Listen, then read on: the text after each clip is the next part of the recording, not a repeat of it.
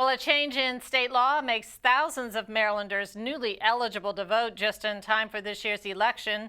More than half of those potential new voters live in Baltimore City. Rochelle Metzger is there with more on the story.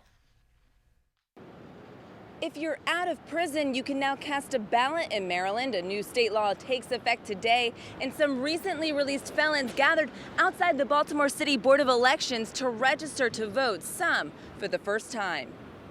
We wanna vote! We wanna vote! Outside the Baltimore City Board of Elections, cheers and chants. We wanna vote! Many gathered here are potential new voters who have gained the right to cast a ballot under a state law that takes effect today, extending voting rights to felons like Kim Haven, who are still on parole or probation. I kind of want to cry now when I signed it because it is monumental. No more excuses!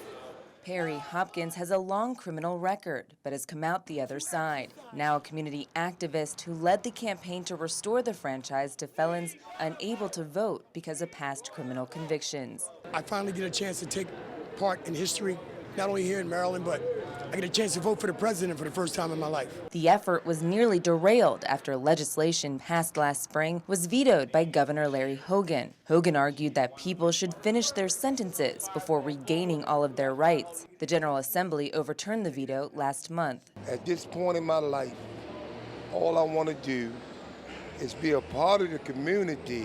60-year-old Niles Ringgold is one of the more than 40,000 Marylanders recently released from prison and now eligible to vote. After spending 40 years behind bars for murder, he has never cast a ballot. Today he registers for the first time. I have an opportunity to vote, to be heard, also to make a difference in how things as far as politics are being run in Baltimore City.